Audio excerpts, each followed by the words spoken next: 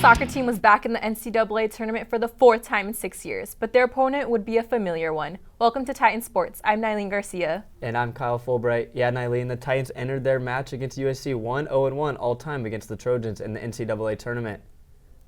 But the Titans could not keep that momentum going, falling to USC in the first round of the NCAA tournament 5-1. Senior Atlanta Primus would have the lone goal for the Titans in her last game of her collegiate career. The Titans finished the season with a 14-3-4 overall record en route to another Big West regular season title and Big West tournament title. Men's and women's cross country competed at the NCAA West Regionals in Colfax, Washington. The women's team took 16th place overall and second among Big West teams. Samantha Huerta led the ladies in the 6K with Trinity Ruelas and Sandra Flores trailing behind. As for the men, the team took 12th place overall and second among Big West schools. The Titans volleyball team defeated UC Riverside 3-0 in their last home game of the season on Saturday. Fullerton was led by Julia Crawford, who had a match-high 24 kills, and Felicia Marshall with 10. Mackenzie Abelman would lead the Titans in assists with 42. The Titans will finish up the regular season this weekend. The women's basketball team defeated Loyola Marymount 79-74 in an overtime thriller Friday night. The Titans were led by Reina Perez's 29 points. Looking to win their third straight game, the Titans would then head to San Diego State, where they would fall 55-45 to the Aztecs. Reina Perez would once again lead the Titans in scoring 22 points. The Titans now sit at a 2-2 record overall as they head back to Titan Gym for their home opener. Cal State Fullerton hosted the Stanislaus State Warriors on homecoming night here at Titan Gym. We start in the first half, 4 minutes into it with the score tied up at 4. Ty Davis would drive inside and score the layup as Stan State takes the early lead. Now with 15 minutes on the clock and the score tied at 6, senior Austin Owisika crosses over Davis, drives inside and scores the basket. Titans now go up by 2. But the Warriors would not go away with the Titans ahead 26-21. Ty Davis lobs it up to Noah Plain, who finishes with a two-hand dunk. Warriors trim the lead to 3. Now with just over 30 seconds remaining, the Titans up by 7. Freshman Tori San Antonio gets the block that starts this fast break, as sophomore Wayne Arnold finds Owisika, who gets the bucket and the foul. He finished the game with a career-high 26 points. As Fullerton led at halftime 42-34. Early into the second half now, the Titans will start to pull away, as Owisika right here will find junior Josh Pitts on this pick and roll, as Pitts would slam it down with a two-handed jam. The Titans would go on to win 82-62. And now to hear everything going on with Cal State Fullerton hoops, we send it over to Corey Johnson and Elizabeth Williams with Inside the Basket.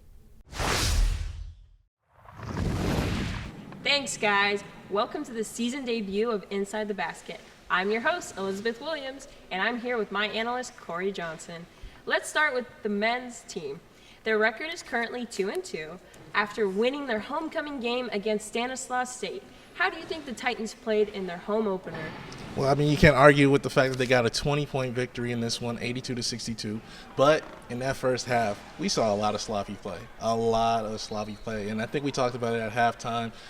They did not look good defensively. They looked like they were kind of sluggish. They were turning the ball over, and they were letting Stanislaus just hang around way too long. But towards the end of that first half, started to get things in gear, went on a little run, and closed out Stanislaus nicely, and were able to get that momentum going on into the second half, where they completely just took control, had pedal to the metal, did not stop.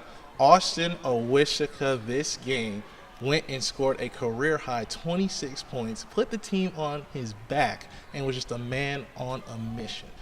Just could not say how much this man was ready to play in this ball game. Also saw some great stuff from the freshman Tori San Antonio, who went out and was just locking it down defensively.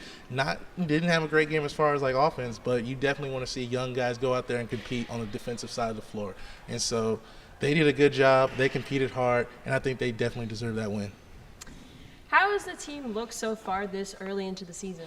I think that they've had some tough non-conference opponents, BYU, Stanford, but now these past 2 games, Wyoming, a win, Stanislaus State, a win, and they're starting to get things flowing a little bit, starting to get some confidence going. But so far, it's been kind of inconsistent as far as scoring-wise, averaging just under like 60 points a game compared to last season, averaging over 70 points. But I think that will change as the season goes along. And you can definitely see they are missing Khalil Ahmad and they are missing Kyle Allman Jr., last season's key leading scorers. But also, as far as this season goes, they're missing Jackson Rowe. They definitely need him to get back into the lineup, back from injury as soon as possible. With those guys both gone, who are the guys you expect to have a bigger role this season and be the new go-to guys for this year? I think that sophomore Wayne Arnold, even though he didn't show it in this game, I think that he has the tools, and especially on the offensive end, to be a critical go-to player as far as like be a guard forward type player. He's averaging about just over 14 points a game. I think that he is definitely going to be somebody who you look out for as far as an X factor. He can hit shots, he can rebound, he can play some solid defense, and he made a career-high 6 3-pointers against Wyoming. 6 3-pointers was just raining from downtown, but this team is going to go as far as Austin Owishika takes them. Senior guard Austin Owishika, who we cannot stop talking about, is averaging 3 assists a game, leads the team in assists. He's the leader. He's the point guard. He has the ball in his hands majority of the game, and so you're expecting him to be that guy that has the ball in his hands and makes those big shots. Last season, the Titans finished tied for second place in the Big West Conference and fell to UC Irvine in the Big West Championship game, missing out on the chance to play in the NCAA tournament. Where do you see Fullerton finishing in the conference this season, and do you think they have a chance of winning the Big West tournament?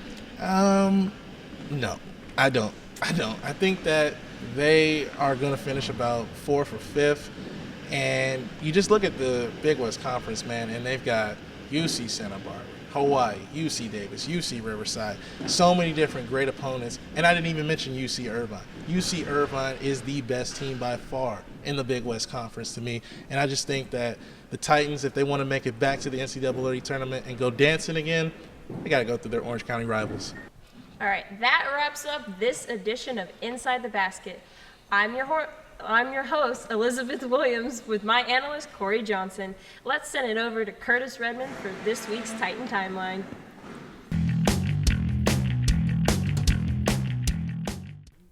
What's up, everybody? Here are the upcoming games for the next 2 weeks. Starting off with women's volleyball, their final 2 games of the season come on Thursday and Friday, where they travel to UC Santa Barbara and Cal Poly.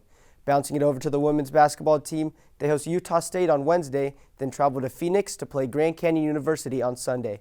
They will finish off Thanksgiving weekend facing Delaware and Montana at home. Passing it over to the men's team, they host Hofstra University this Sunday, and then they take part in the Cable Car Classic in Santa Clara, where they are set to play Southeast Missouri State, Denver, and Santa Clara. That's all I have for you guys for Titan Timeline. Back to you at the desk. Well, folks, that's all we have time for today. Thank you for tuning in for today's episode.